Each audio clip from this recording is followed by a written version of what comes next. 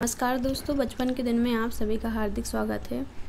इस बार यूपी के स्कूलों में नहीं होगी गर्मी की छुट्टियां, जारी रहेंगी ऑनलाइन कक्षाएं। जैसा कि आप सभी लोग परिचित हैं, सत्र 2021 से ग्रीष्मकालीन अवकाश आपका 40 दिन का ना होकर 25 दिन का कर दिया गया था, जिसके अनुसार 20 मई से गर्मियों की छुट्टियाँ लगनी थी, जो 15 जून तक घोषित थी। लेकिन माध्यमिक शिक्षा विभाग के स्कूलों में ग्रीष्म अवकाश नहीं दिया जाएगा, बल्कि 20 मई से स्कूलों में ऑनलाइन पढ़ाई जारी रहेगी। उप मुख्यमंत्री डॉक्टर दिनेश शर्मा जी ने कहा है कि कोरोना संक्रमण के दौरान अप्रैल से 20 मई तक स्कूलों में शैक्षणिक कार्य नहीं हो रहा है, चूँकि स्कूल बंद हैं।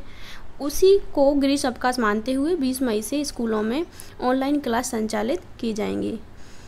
उप मुख्यमंत्री जी ने कहा है कि यदि कोई विद्यार्थी, उनके परिवार के सदस्य या शिक्षक कोरोना संक्रमित होते हैं तो उन पर ऑनलाइन क्लास कराने की पाबंदी नहीं रहेगी। उन्होंने कहा है कि 20 मई से ऑनलाइन कक्षाएं शुरू की जाएंगी। यदि कोरोना संक्रमण की स्थिति किसी जिले में नियंत्रित नहीं होती है तो वहां पर जो भी शिक्षा अधिकारी होंगे ऑनलाइन क्लास स्थगित करने का निर्णय भी ले सकते हैं। उन्होंने ये भी कहा है कि नए सत्र में शैक्षिक कार्य बाधित ना हो, इसीलिए 20 मई से जो ग्रीष्म अवकाश है उसमें ऑनलाइन क्लास संचालित करने का निर्णय लिया गया है। उन्होंने ये भी कहा कि विश्वविद्यालय और महाविद्यालयों में भी 20 मई से ऑनलाइन क्लासें संचालित की जाएंगी। कोरोना संक्रमण की स्थानीय स्थिति को मद्देनज़र रखते हुए कुलपति इस संबंध में अवकाश बढ़ाने या घटाने का या ऑनलाइन क्लासें स्थगित करने का निर्णय ले सकते हैं। जिस तरह की स्थिति होगी उस तरह का निर्णय स्थानीय अधिकारी ले सकते हैं, लेकिन जहां पर स्थिति सामान्य है वहां पर ऑनलाइन क्लासें प्रॉपर चलनी चाहिए। क्योंकि शासन ने माध्यमिक शिक्षा विभाग में 20 मई से कक्षाएं संचालित करने की अनुमति दी है, इसी तरह बेसिक शिक्षा विभाग में भी 20 मई से ही कक्षाएं संचालित होनी चाहिए थी। क्योंकि हम सभी जानते हैं शिक्षक घर में रहकर तो ऑनलाइन क्लासें संचालित कर ही सकते हैं। अगर हम लोगों की पहुंच ग्रामीण क्षेत्र के बच्चे हैं, अगर हमारे बच्चों तक 100% पहुंच नहीं पहुंच पाती है, तो अगर 40% बच्चे ही ऑनलाइन क्लासें ले रहे हैं तो उसमें कुछ बच्चे तो पढ़ पाएंगे जिनके पास सब सुविधाएं उपलब्ध हैं, कम से कम वो तो वंचित नहीं रहेंगे इस क्षेत्र से। इस तरह जो सरकार का फैसला है उस पर बहुत से ऑब्जेक्शन भी आ रहे हैं, क्योंकि निजी स्कूल आज से ही शुरू कर रहे हैं अपनी कक्षाओं की ऑनलाइन पढ़ाई। शासन ने 20 मई से बेसिक को छोड़ा है और बाकी कक्षाओं में ऑनलाइन पढ़ाई की अनुमति दे दी है। लेकिन प्राइवेट स्कूल संगठन 17 मई यानी आज से ही ऑनलाइन पढ़ाई शुरू करने पर अड़े हुए हैं।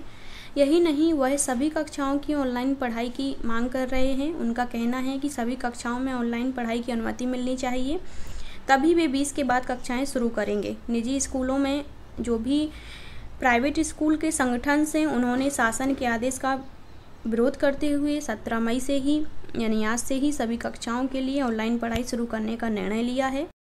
संगठन के अध्यक्ष का कहना है कि शासन ने साफ तौर पर नहीं लिखा है कि किस कक्षा से पढ़ाई शुरू की जाए। आदेश में बेसिक को छोड़कर सभी कक्षाओं की ऑनलाइन पढ़ाई की अनुमति दी है। ऐसे में यह माना जाए कि स्कूल कक्षा 9 से 12 तक के छात्रों को ऑनलाइन पढ़ाई करा सकते हैं। स्कूल खोलना नहीं है और घर से ही शिक्षकों द्वारा ऑनलाइन पढ़ाई शुरू करने की मांग की जा रही है। ऐसे में शासन द्वारा 8वीं तक के छात्रों को अनुमति ना देना समझ से परे है। यानी सबका यही कहना है कि 8वीं तक के जो भी बच्चे हैं वो भी तो ऑनलाइन पढ़ाई घर पर कर सकते हैं, क्योंकि स्कूल खोलना तो है नहीं है।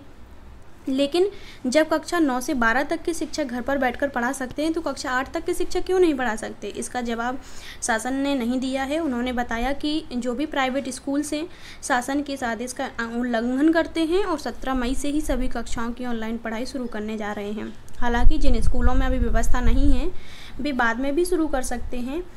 अध्यक्ष ने बताया है कि छात्र और अभिभावक भी सवाल कर रहे हैं कि पढ़ाई कब शुरू होगी। जहां भी टीचर्स जाते हैं उन्हें इन सवालों का जवाब देना पड़ता है। इसे देखते हुए भी सभी कक्षाओं की ऑनलाइन पढ़ाई शुरू करने की मांग की है।